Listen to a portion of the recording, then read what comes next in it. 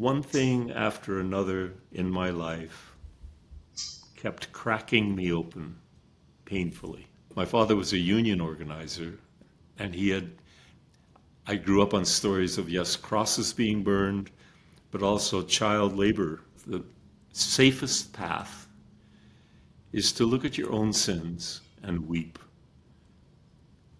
and not judge anyone else. I reached a point where I actually felt much happier at the margins of society than at the center.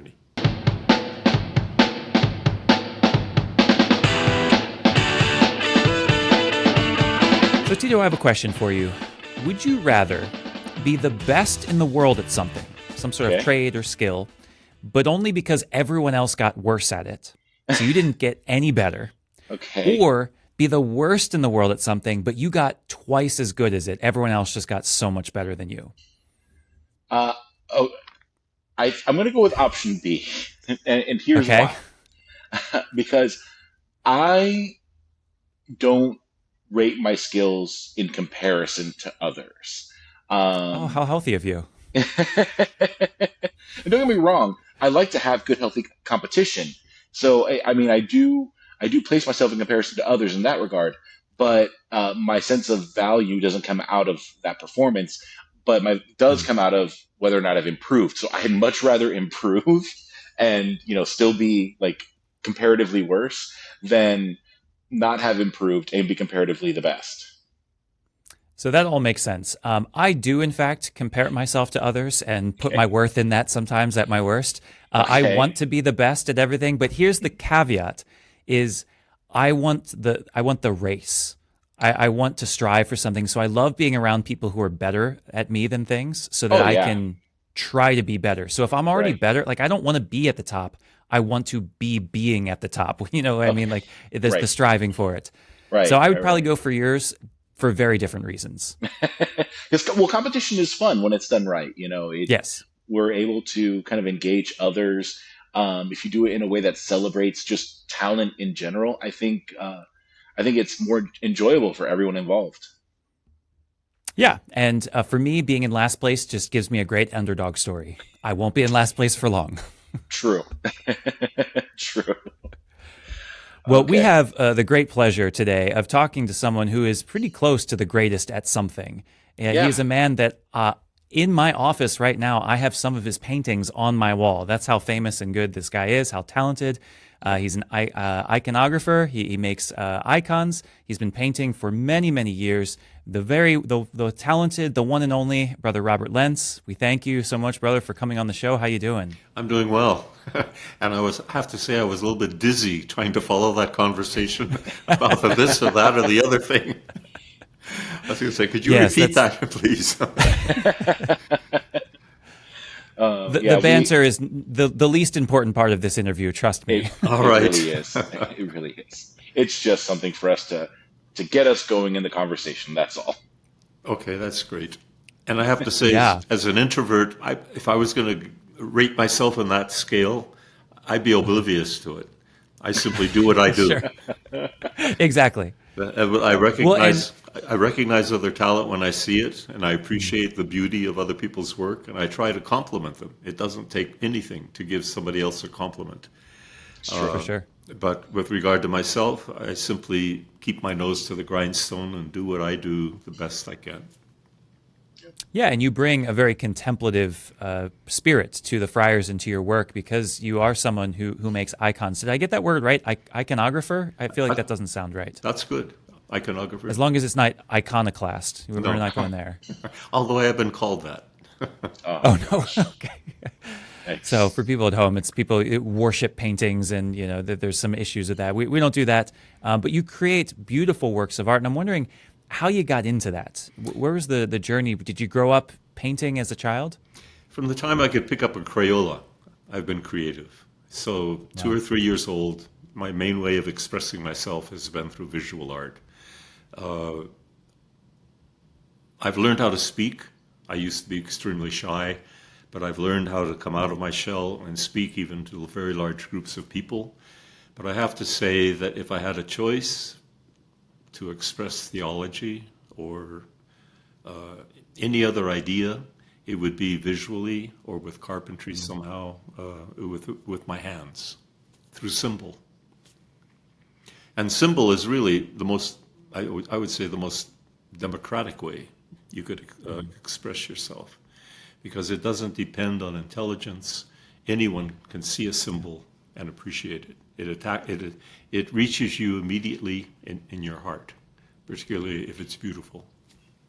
Casey and I have talked about symbols in different contexts because symbols tend to evolve. You know, they change depending on time and how people interact with them. Have you noticed that with your own art, where you make something and even you yourself experience it one way at first, and then over time you experience it in a different way?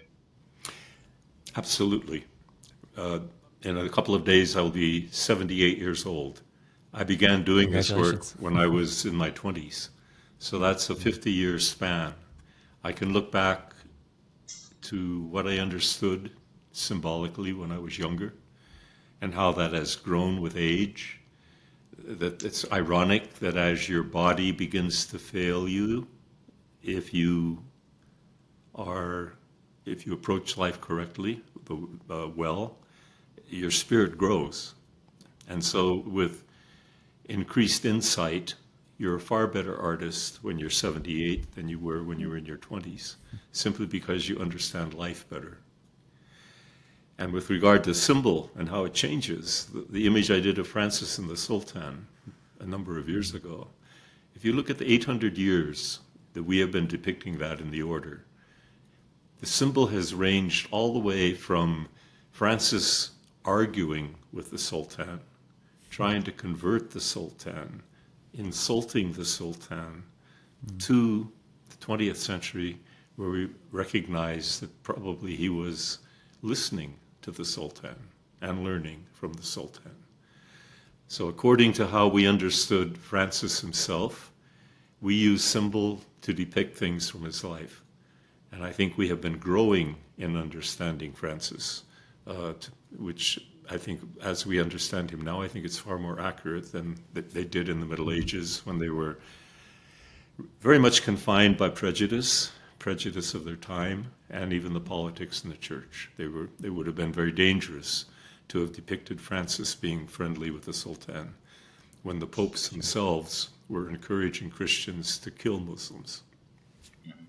Yeah, I think an overly simplistic interpretation of what you just said would be that art is just subjective and it's reflective of the people who make it, and our interpretation has changed over the years, so our art has. But I think more aptly, I think it's those things are probably all true at the same time, and there probably was a world in which Francis lived that, who knows, maybe he had some real hatred for the Muslims. I mean, he wanted to go to the Crusades. He had maybe some fear.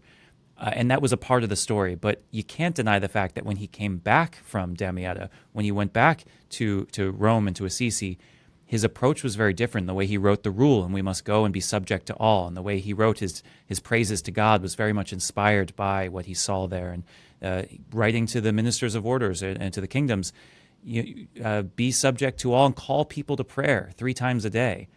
He may not have ever come out and said, oh, I love the Sultan and I want to be like him, but his actions certainly reflected that. You're absolutely right. And when I painted that image of the 2 men embracing themselves, he wouldn't have been allowed to touch the Sultan by the Sure. court. The Sultan was untouchable, particularly by somebody who wasn't a Muslim. He would have been sitting on the floor and the Sultan would have been on a throne. So it was a mythological expression. Something that, again, through symbol, that I was trying to express the truth. I think that's something that a lot of people miss when looking at art, religious art, especially icons, because the word that I've been taught that's associated with making an icon is writing an icon, where you're trying to convey a message and a story and a deeper reality. And sure, you're using a visual medium to do it, but I think we fall into the trap a lot of times of taking things literally, especially in this day and age where we're constantly looking for empirical evidence. We sometimes fall short of experiencing just allowing the beauty and the message to wash over us. And if I can piggyback on that, because I was going to ask the same question, I think sometimes we get a lot of Christian art, and sometimes Catholic, but a lot of times evangelical art that is just so literal, it's so simplistic, and the symbol isn't quite there. It kind of insists upon itself that this is what this means. I'm curious what your experience with that has been, writing these icons and putting, are you okay with people interpreting your art in a way that you didn't write it? Even this morning, I got an email from somebody who was sitting in front of one of my icons and saw something that I never intended to put into it, but which he saw there. Henry Nouwen wrote a book about icons, and it was published twice, the second time after his death. Paulus Press asked me to write an introduction to it the second time around. I had known Henry when he was alive. He had several of my original icons in his possession. So I was able to approach the preface from the standpoint of personal knowledge of the man. In his writing in that book, Nouwen was so nervous about getting it right, about not offending the Orthodox in his interpretation of these four icons in the book, that he almost was tripping over himself. And when he would express something that was personal that he saw, he was apologetic. In my preface, I said, in fact, he got it right in expressing what he saw, that there is no one way of seeing anything. In fact, even with regard to theology, we do the best we can with words or symbol, but we're talking about mystery which will always elude us. If we are good theologians and good sacred artists, we've had an experience of the mystery, maybe a small experience, maybe a larger experience, but we should be painting or writing or preaching from that experience, something that we know with the heart, not the head. And any piece of art, when the artist lets go of it, it's like a child that you have to let go when they go to college. They have their own life. Yeah. They have their own path. You let go of it. And what people find in novels afterwards, or poetry, or paintings, and even icons that are so hedged in by tradition, even there, you have to believe that the Holy Spirit is guiding people through those mediums to what they need to hear and see. It takes a lot of humility and a lot of kenosis, I think, that emptying to say, I made it, but it doesn't belong to me. I think that's probably great when you have those experiences like that email, you get those letters and people say, wow, this touched me, and it surprises you. It's probably also difficult when you get people that are critical or maybe see things that you definitely don't want to be seen in your paintings. I know you've had some experiences with that. How do you handle some of that negative criticism? Anybody who pulls me up on the internet will find endless blogs, 20, 30 pages long, vilifying me. Years ago, I taught a Jesuit who was a friend of the Berrigans, Dan Berrigan particularly. And Dan Berrigan was always getting hateful letters because of his theology and his political positions. And so this student of mine and I would talk about these hateful letters that would come to me or to him at that point, and how you deal with them. And I don't think it ever stops hurting, because if you've worked out of conscience and you've given what you're making your best, to have somebody figuratively spit on it is in a way having them spit on you. It takes a lot of work to learn how to live with that. I did an image of Mary Magdalene that's very, very famous. She's holding an Easter egg. It was hung in Grace Cathedral in San Francisco on one of the columns fairly high up on the column, but still reachable. Maybe about 12 years ago, somebody came in there and took a knife and completely destroyed it. Oh my gosh. I suspect it could have been a crazy Russian Orthodox person who knew that there was a Robert Lentz icon there and that I'm some sort of heretic and that he wanted to rid the world of this horrible thing. Both of you are too young to have known The Wanderer, I think, but you may have heard of it. A very conservative paper. Yeah. Back in the 90s, they wrote an article featuring me, and the title of it was Icons, Windows into Heaven or Gateways to Hell. Yikes. Wow. And within about 2 weeks, I got a letter from a bishop saying, you must be doing something right because the Wanderer is attacking you. Yeah, sometimes you consider the source. But it did hurt because this went out to thousands of people who were nodding their heads saying, yeah, this guy is a heretic and he's leading people astray. I remember just this past summer, there was an incident in New Mexico. One of our brothers in the house, Kyle, who's very up to date on a lot of things that are happening, heard the news through social media and brought it to people's attention. And I remember your many of your comments in that time. There was concern, there was frustration on your part. There was also a sense of empathy for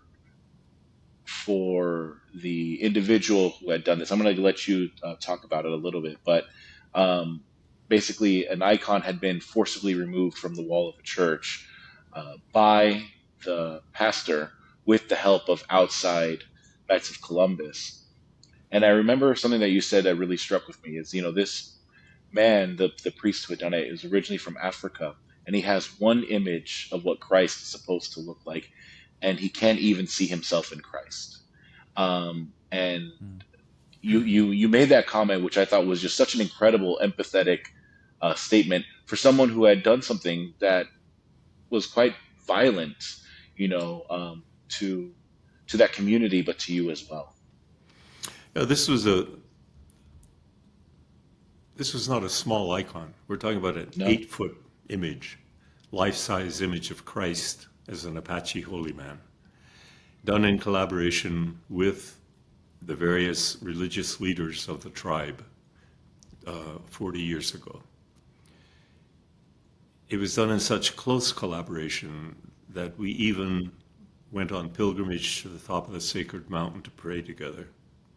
I collected water from the springs at the mountain so that the paint was mixed with water from the sacred mountain.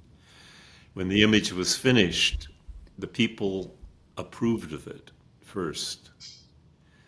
Then they blessed it during the Mass.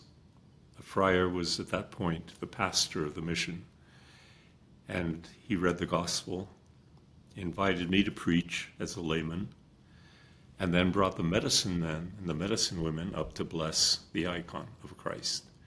It has hung there for 40 years. We had to give the mission up because of our dwindling numbers, and it was given over to the diocesan clergy. 2 different bishops now, or 3 different bishops now, have been involved with that icon. The first 2 actually came and not only tacitly approved of it, but actually blessed it. This third one probably had seen the icon. He was a missionary down in the Caribbean for some period of his life before he was put in Las Cruces, New Mexico.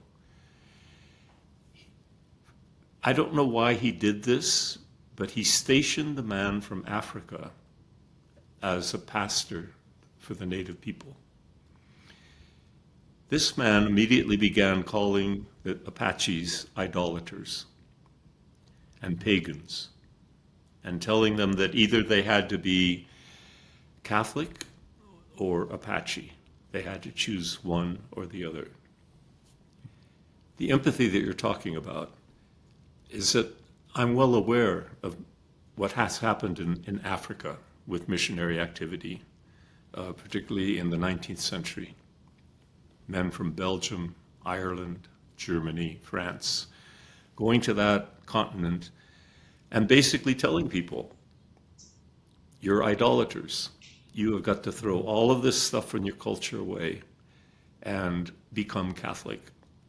And they have learned how to do that.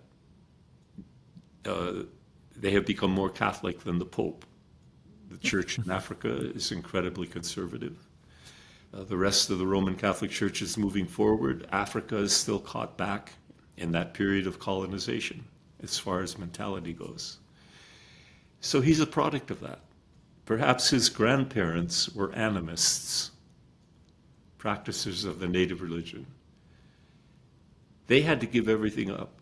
He learned how to be a good little Catholic boy there before he went to study in Rome. He comes to America with that experience in his own life of things having been forcibly ripped away from his people. And he assumes that that's what these people should do too, for the sake of their own souls. I felt great sorrow for the people because I knew what anguish this was causing them. They went to the bishop many times and begged him to remove the priest, and he wouldn't. So we're not talking about some small little fault that the bishop committed. He was in the middle of all of this by allowing the priest to stay for month after month after month of abuse. In the months that have passed now, because it's been about 3 months, of course I've been praying for the Apache people, but I've found myself really deeply in compassion, praying for the priest. The shame he has felt because of the national attention this has gotten. The confusion he must feel because he thought he was doing the right thing. Praying for the bishop. Whatever his motivations have been, he has never yet apologized. He was asked to apologize. There were certain things he could have done that would have healed the wounds that were inflicted. He hasn't done those things. What I have discovered in the spiritual life is it is very dangerous to judge other people. The safest path is to look at your own sins and weep and not judge anyone else. We have no idea how wounded other people may be. As two priests hearing confessions, you know how complex morality is. It's not a simple black and white thing that you memorize. Duns Scotus, our teacher, said the most beautiful thing that a human being can do. He wasn't talking about a painting or a carving. He said it's a moral choice. A choice that you make that takes into consideration every single thing that will affect whether it's right or wrong.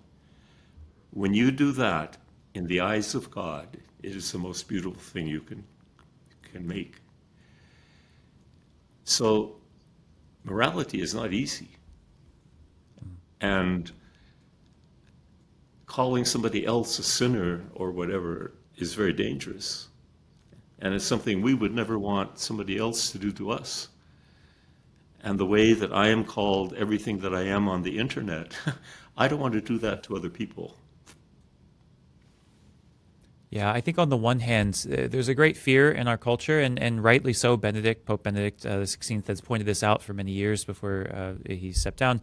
The kind of relativism of everything is fine, do whatever you want, and we don't want that. You know, there is truth, there is an ultimate reality.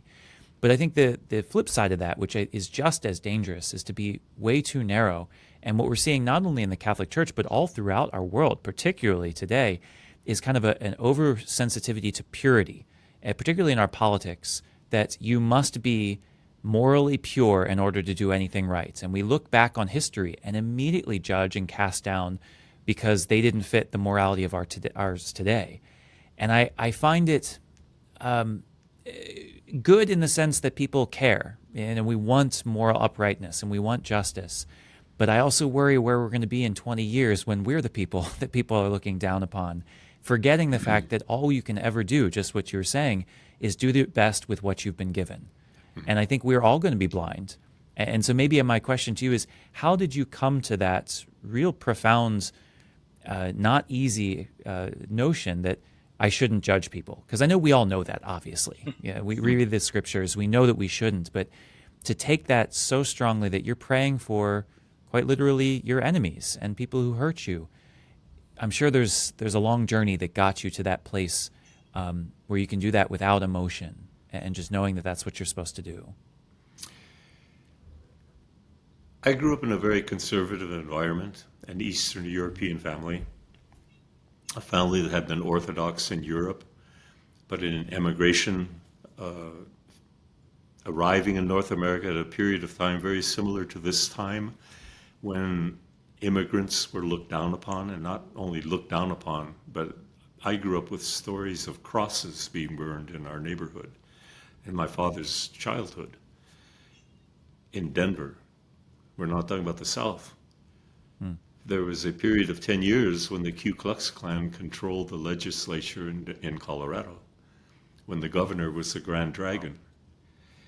And growing up knowing that we were somehow the ones that had crosses being burned in our neighborhoods made me always wonder if America belonged to me, or if it wasn't a country that belonged to other people. Even as a little child, I was always confused on the 4th of July, why everybody was so happy. I mean, patriotism didn't come easy, is what I'm saying. I said it was a conservative environment. Yes, it was very conservative. But my father was a union organizer, and I grew up on stories of, yes, crosses being burned, but also child labor abuses in the 19th century. The goons of Rockefeller and Carnegie coming in and shooting people who were on strike in the mines. From the time I was 5 years old, I wanted to be a Franciscan. Again, thinking in terms of symbols, what I really wanted was to be a religious. And the only image that I had in those days in that place was the Franciscans in the Southwest. So I latched onto that. Who knows what, if I had been in your generation, how I would have imaged that. Perhaps I would have gone to the Peace Corps. I don't know. But I wanted to give my life to God. And I entered when I was 17, straight out of high school. Spent a number of years in the Midwestern province. And I would have to say I was very conservative in those days. In the years that followed, one thing after another in my life kept cracking me open painfully. If we had lots of time, I could go into all the various ways that I fell flat on my face. Things that I'd never wish on anybody else, but it's what it took to break me down, to break open that young man who was so sure that everything was black and white. Probably the most humiliating thing that I ever had to come to grips with was the awareness that I was gay. I'm not from your generation. In my generation, I grew up in the McCarthy era, when the witch hunts for communists and homosexuals were in the newspapers every day. I grew up on Brokeback Mountain, where cowboys and ranchers, and as a little boy I learned how to spit, how to walk in a certain way in a hardware store, in a barber shop, the facade of what a real man is, and masculinity, etc. The last thing I ever wanted to be was gay. And I never even came to complete awareness of that until I was 35 years old. So finally having to come to grips with that,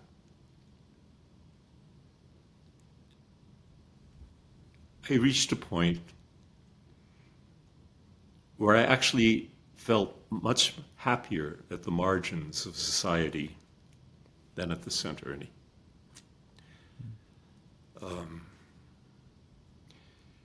It's much more complex than that.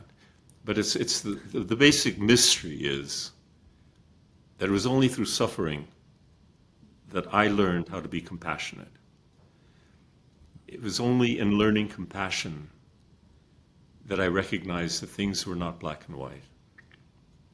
In learning compassion, I also began to see the face of God at the margins and to identify with the ones who were suffering in any way. And then wanting to take my gift as an artist to be of service to those people. If you think of a tree, you have the core, which is well protected from the world. It holds up the tree in some ways. But the growth is on the outside ring. That outside ring is also the place where greatest danger happens. If an automobile hits a tree, it doesn't hit the middle of the tree, it hits the outside ring. Insects attack the outside. Every organization, including the organization of the church, is like that tree. The growth is on the outside. The stability is on the inside.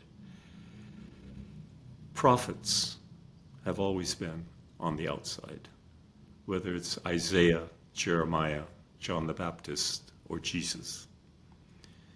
They are at the margin where life is happening, where the reality of the tree is coming into contact with the here and now, which is always changing. The here and now is never static. By nature, the here and now is always disappearing into a new here and now. That's where I wanted to paint, and for the people who lived in that marginal, liminal space. And that fits very well with the Franciscan charism. When I returned to the order as an old man, 56 years old,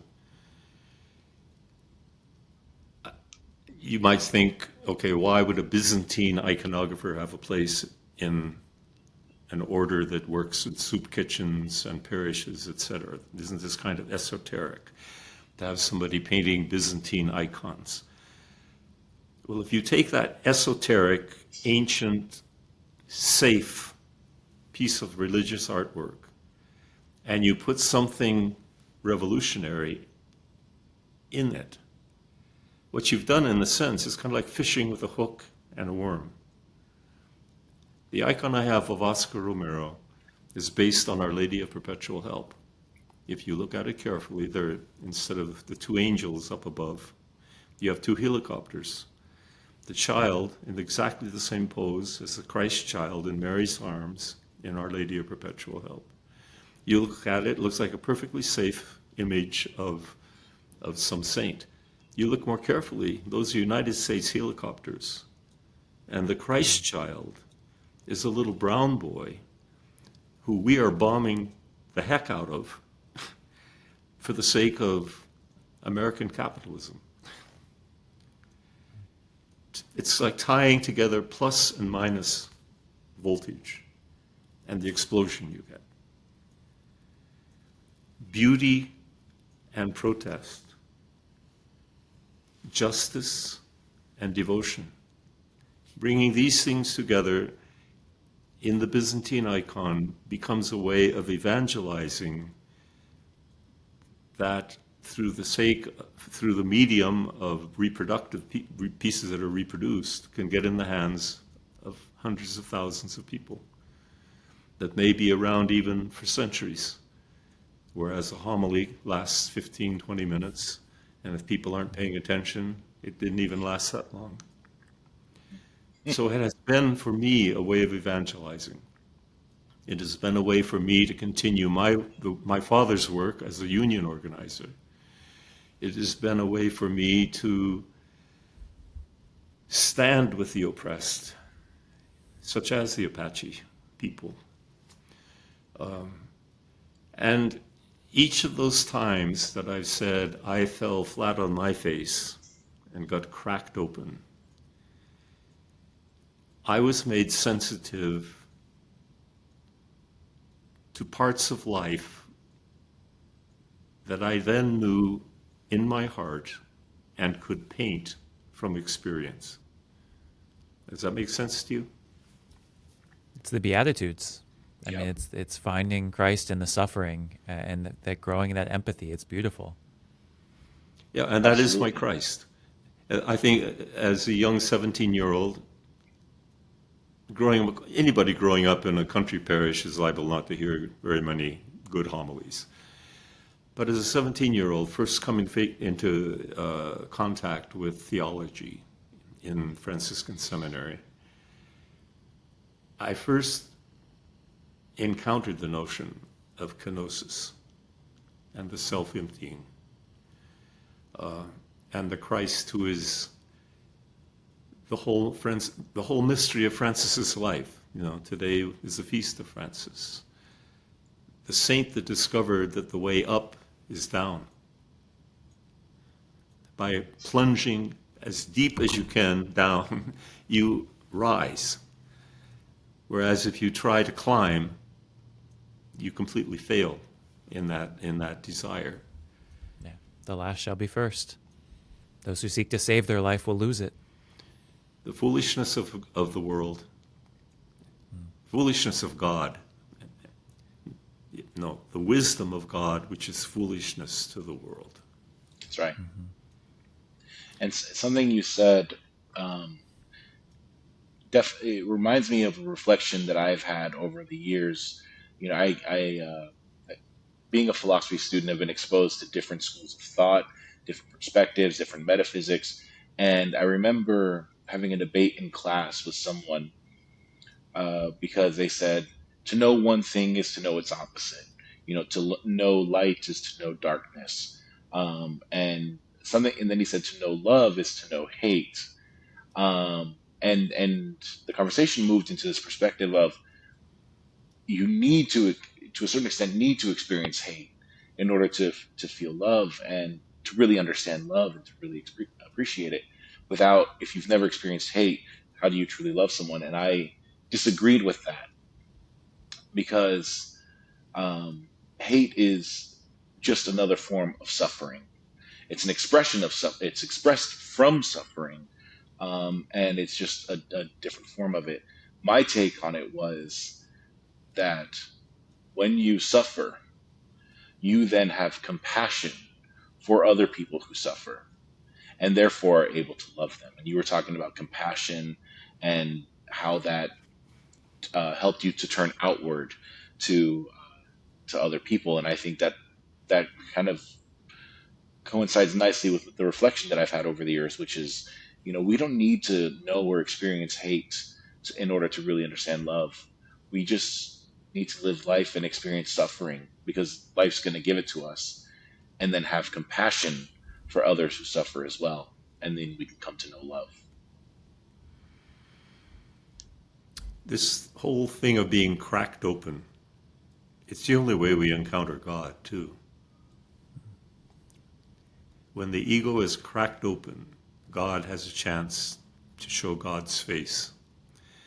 And in seeing God's face, you see love. So I think I'm agreeing with you with regard to, do we need to know hate in order to know love? We need to be cracked open to understand love. Until we're cracked open, we basically love ourselves. When we're cracked open, suddenly the center of our awareness, the center of our universe, stops being here and is there in God.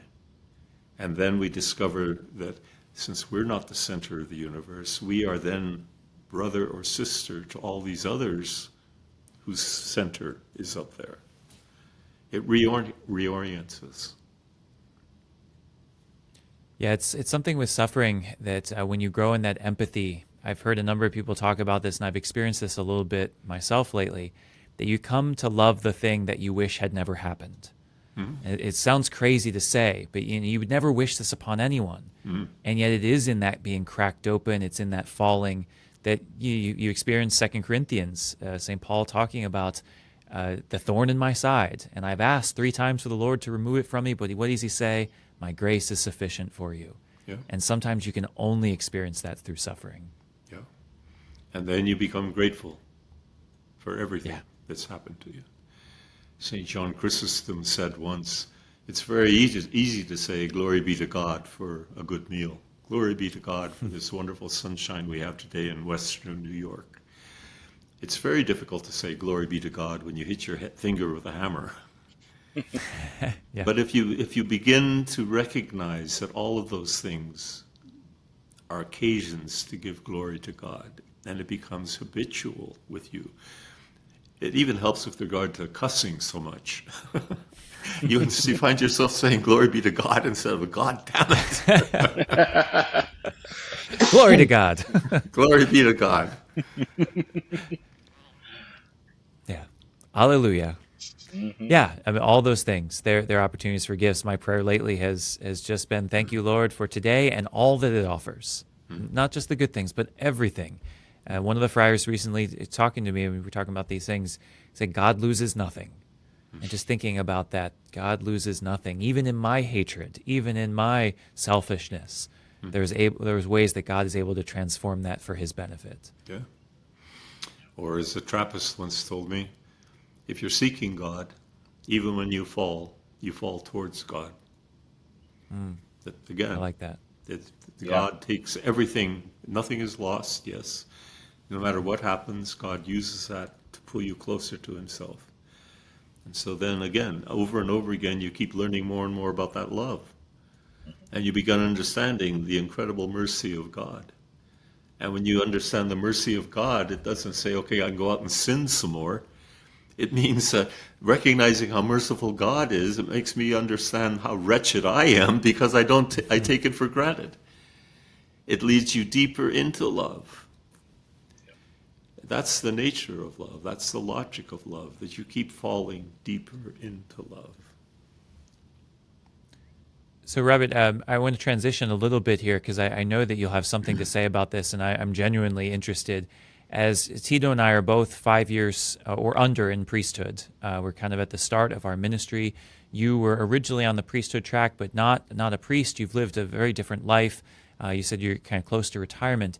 You've experienced so much, and you've been in the church and outside the church. You've had so many experiences. What advice would you say for us to be true shepherds? What can we do to kind of live what you've experienced and learned? Very simply, be humble. The absolute foundation of all Christian life is a humbled, broken heart. Never lose your broken heart.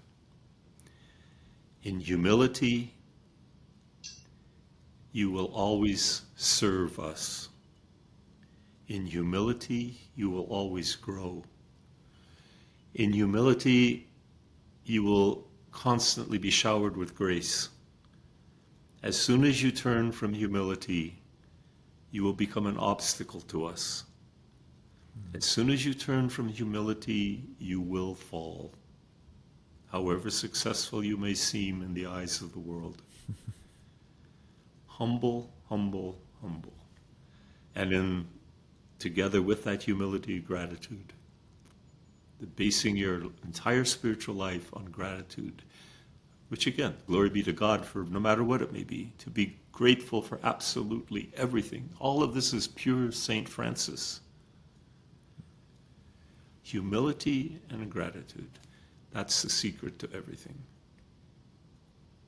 Not a lot of knowledge, book knowledge, certainly.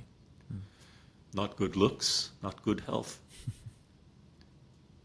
Some of the holiest people who touch our souls may be some of the most ignorant and humble people. The little old grandma in the back of the church, as opposed to the erudite theologian at the Catholic Theological Union. Yeah, I love the passage from St. Paul where he's like, "All right, are we going to boast? You want to put our credentials on the table? You know, I was a Pharisee and I knew the law and I followed everything perfectly." He says, "If we're going to do this, let's do it, but it doesn't get us anywhere." No. And I just think of that sometimes, like the fights we have and the like beating of our chest. Like, no, I'm really good at this. I'm better than you. Who cares? You know, and I do it all the time, but I think, am I going to boast like that when I get to heaven? Look, Lord, all the things I did to keep my appearance beautiful. Like, okay, yeah, but what'd you do for the poor? You're Right. bragging about the wrong things. Yeah. And it's not even so much what you did for the poor, it's the love you had for the poor.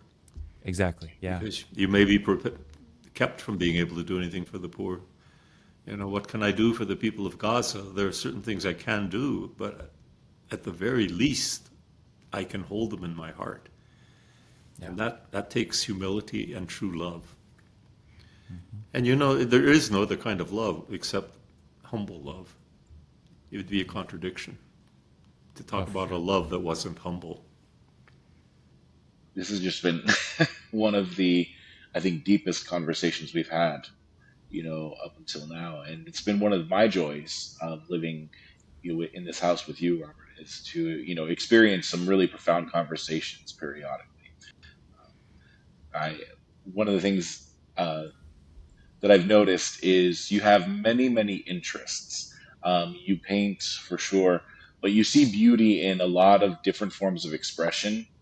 And I remember you were walking through the kitchen with some essentially Nordic style shields, and you were getting rid of them, and I was Oh, like, what's happening with these? And you said, oh, I'm getting rid of them. Do you want them? I was like, kind of, yeah, I do.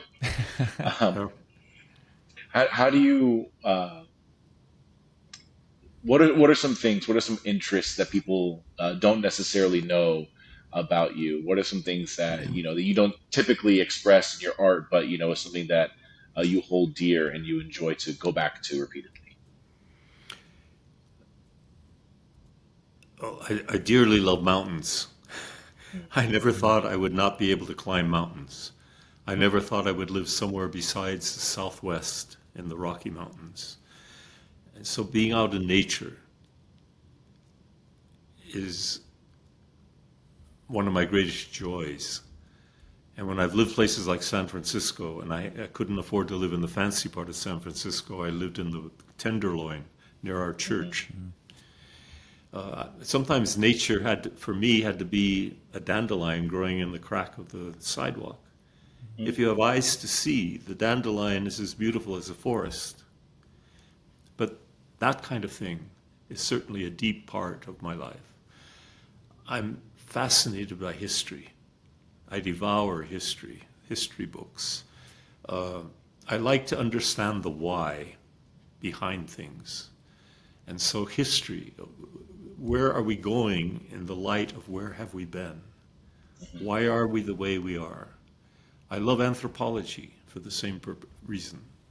I love studying other cultures. In studying other cultures, I've come to understand how close sometimes religions seem to be to one another. How people who take their own religion seriously and pray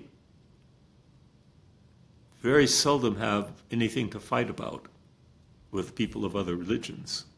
It's the people who stay on the superficial level of their religion who want to kill each other over the trivia. I love beauty of all kinds, but I hate going to museums. I would much rather look at one painting than to go through the whole Metropolitan Museum of Art, because I get weary. I love travel. I just finished driving 1,000 miles in the last 3 days, going to the 3 Orthodox monasteries that are in this territory, in the Northeast.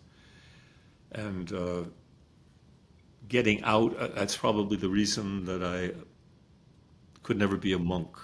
I could never be confined like that. I love to be able to travel. Yep. I love novels. I love poetry. I love good language. I I can do without food. I'm not a gourmet, You gourmand. lost me there. But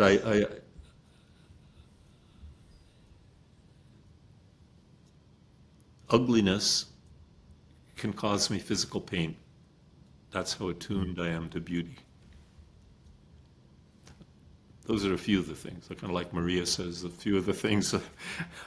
Yeah. And the Well, Socrates maybe to close on this, some of the things I try to talk about with my students are the transcendentals. So truth, goodness, and beauty, and they get truth, they get goodness. Beauty is often a difficult one.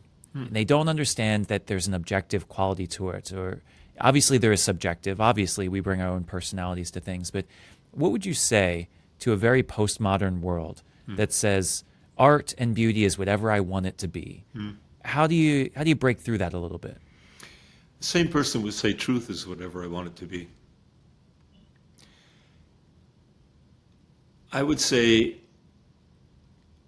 get rid of the noise in your life, because the postmodern world is a world of noise. Kierkegaard, well over 100 years ago, said if he had one thing that he would prescribe for the ills of the modern world, it would be silence. Learn to be still. If you can be still, you will discover that that's where you discover the transcendentals, is only through stillness. And when you've asked something very profound here. In the pre-modern world, almost every culture valued stillness. And the wise figures of those cultures, whether they were in the Asian area of Asia, Africa, Native Americans, Europe, the wise people were the ones who knew how to be still.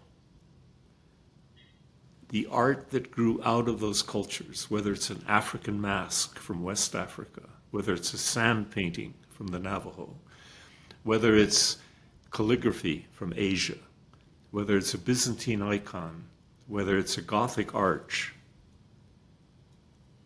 all of those have an objective quality of beauty that's not totally subjective. It would take a book to answer what you've asked me. Of course. But in summarizing my own experience of that, I would say anybody who was looking for a clear notion of beauty or truth, they're only going to discover that once they begin to eliminate the noise, when they return to a contemplative stance, which is when we then learn our own hearts, who we are as human beings, and in learning who we are, find God's face reflected in our own soul.